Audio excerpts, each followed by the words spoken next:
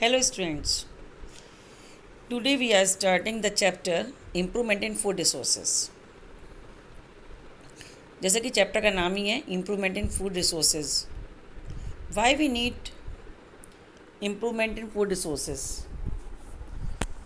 Because our population increasing continuously and agricultural land decreasing continuously. Our population is more than 1 billion and it is still growing. We will need more than a billion tons of grain every year to feed this growing population. Since increasing the area of land for cultivation is limited, it is necessary to increase the production efficiency of crops and livestock. The production efficiency of crops and livestock can be increased by adopting scientific management practices to improve crop yield. Undertaking mixed farming, intercropping, and integrated farming practices like combining agriculture with livestock, poultry, fisheries, beekeeping, etc. Next, as we know, the different type of crops are grown in India. These are cereals like rice, wheat, maize, millets, sorghum. जितनी भी चीज़ें हम grains के रूप में use करते हैं या अनाज के रूप में यूज़ करते हैं वो सब सीरियल्स के अंदर आती हैं. Next is pulses like peas, beans, grams, lentils providers proteins. Next आता है ऑयल सीड्स लाइक ग्राउंडनट, जिन सीड से भी हमें ऑयल मिलता है, कुकिंग ऑयल. ठीक है, these are called the oil seeds. जैसे mustard, castor, linseed, sunflower, they provide us fats. Next is vegetables, spices and fruits provide us vitamins and minerals along with a small amount of carbohydrate, fats and proteins. Next is fodder crops. Fodder crops वो crops होती हैं जो हम अपने live stock को या अपने animals को खिलाते हैं. जैसे बरसीम, oats, Sudan grass are grown as food for livestock. Different crops, अब क्या होता है कि कुछ क्रॉप्स को हम सीज़न के अकॉर्डिंग ग्रो करते हैं. जैसे some crops are grown in winters and some crops are grown in summers. तो उसी के बेस पर हमने क्रॉप्स को अपनी डिवाइड किया है. First is kharif crops are crops grown during the rainy season from June to October like paddy, soybean, maize, pigeon pea, green gram, black gram, cotton, etc. Next is rabi crops. Are crops grown during winter seasons from November to April like wheat, gram, peas, mustard, linseed, etc. Next is improvement in crop yield. मतलब crop की yield में या उसकी पैदावार को हम कैसे improve करें, कैसे इंक्रीज़ करें. तो उसके लिए हमें 3 प्रैक्टिसेस या 3 एक्टिविटीज़ अडॉप्ट करनी पड़ती हैं. First is crop variety improvement, means अच्छी वैरायटी का सीड हम ग्रो करें. Next is crop production management, जब हमने अच्छी वैरायटी का क्रॉप सोन कर दिया तो उसके बाद उसके प्रोडक्शन को कैसे इम्प्रूव करें. मतलब उसको अगर हम समय पर इरिगेशन करें और समय पर मैन्यूर या फर्टिलाइज़र उसको प्रोवाइड करें तो उसका प्रोडक्शन भी इंक्रीज़ हो जाएगा. Next crop protection management. अब हमारे जब प्लांट्स ग्रो कर गए हैं तब उनको हम बीमारियों से कैसे बचाएं, उन पर कोई इंसेक्ट अटैक ना करें, तो उसको कैसे सेव करें, इसको कहते हैं crop protection management. Now we are study one by one. First is crop variety improvement. Crop variety improvement is done by selecting good varieties of crops. और ये कैसे होता है? This is done by hybridization. Hybridization is the crossing between genetically dissimilar plants to obtain crops having useful characteristics like disease resistance, good quality and high yields. हम ऐसे दो plants में cross कराते हैं जिनमें कुछ डिफरेंस होता है, या तो हाइट में डिफरेंस है या उनके सीड्स में सीड की क्वालिटी में डिफरेंस है, तो उनको हम क्रॉस कराकर सारी अच्छी कैरेक्टरिस्टिक्स या डिज़ायरेबल कैरेक्टरिस्टिक्स को एक ही प्लांट के अंदर ले आते हैं। ऐसे सीड को हम हाइब्रिड सीड भी कहते हैं।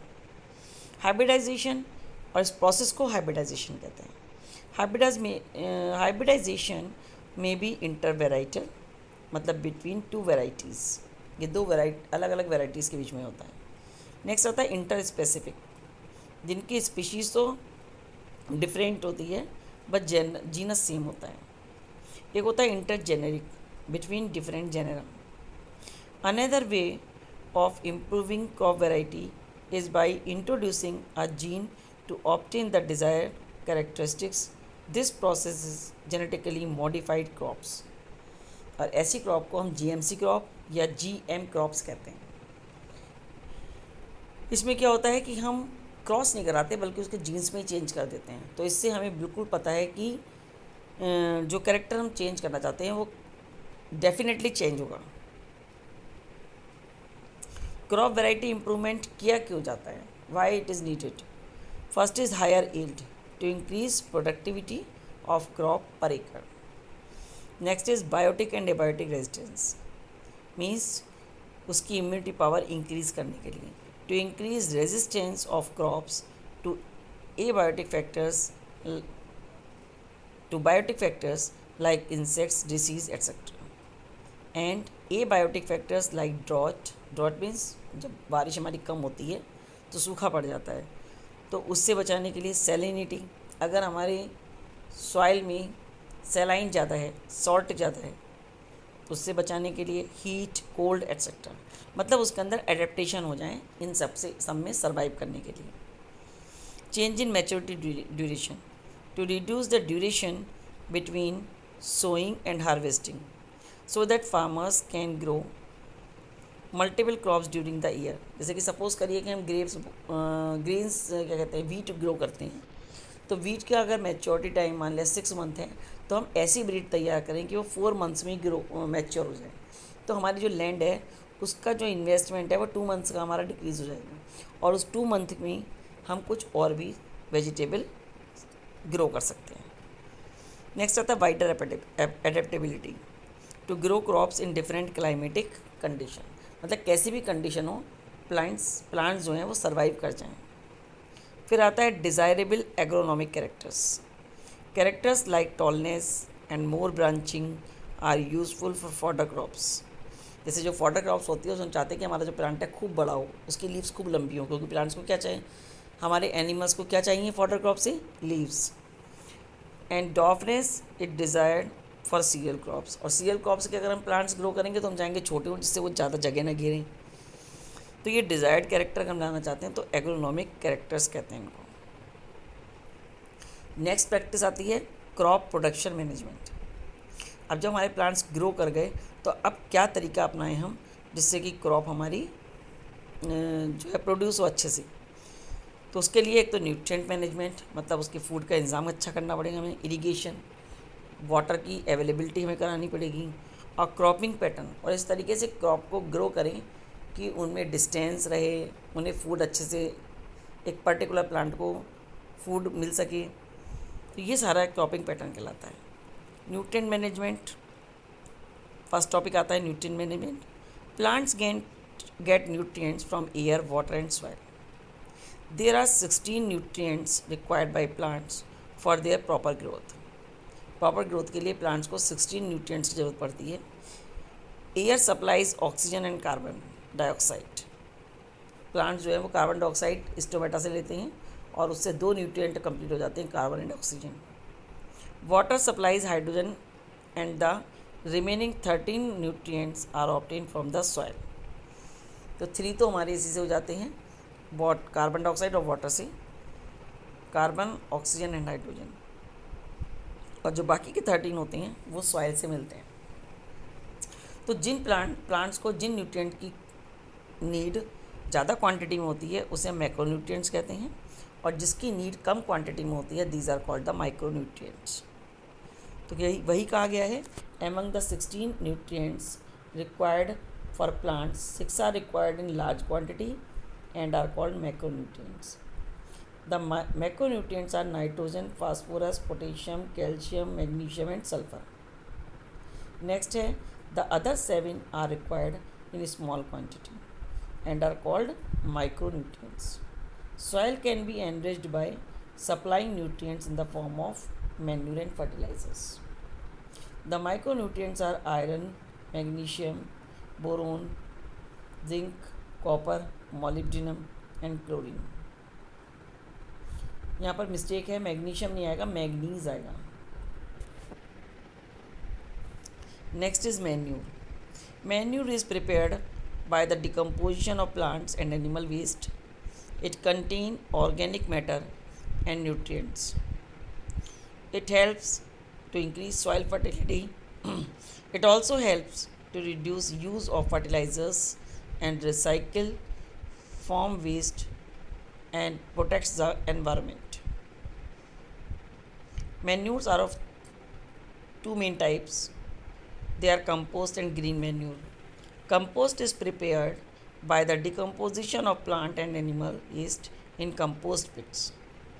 सारा जितना भी काउ डंग होता है वो सब, और काउ का और प्लांट का जितना भी वेस्ट होता है वो एक पिट के अंदर बंद करके उसमें मॉइस्चर डाल करके और अर्थवॉर्म डाल करके, अगर हम अर्थवॉर्म डाल करके उसमें करते हैं तब तो वो रेड अर्थवॉर्म डाले जाते हैं इसमें, तब ये कहलाता है वर्मी कंपोस्ट. अगर विदाउट अर्थवॉर्म है तो ये ओनली कंपोस्ट कहलाता है.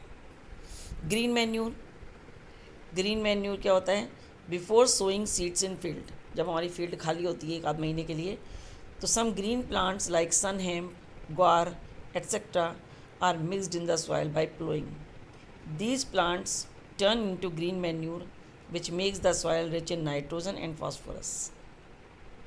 तो ये तो हो गया जितने भी ऑर्गेनिक फार्मिंग जिसमें मैन्यूर यूज़ करते हैं. अब फर्टिलाइज़र में क्या होता है? ये केमिकल से बनती है और फैक्ट्रीज़ में बनती है, ये नॉन बायोडिग्रेडेबल है. Fertilizers are chemical substances made commercially. These supply nitrogen, phosphorus and potassium and helps to increase crop yield. Fertilizers should be used only in required amount. ये एक निश्चित अमाउंट में इसकी ज़रूरत होती है. Excessive use of fertilizer can reduce soil fertility and also cause water pollution. अब ये बात तो हो गई कि हमने प्लांट्स को फूड सप्लाई किया, सब कुछ सप्लाई किया. अब इसके बाद हमें वाटर भी सप्लाई करना है. The supply of water to the crops is called irrigation. Water is necessary for the proper growth of plants and help to increase crop yield.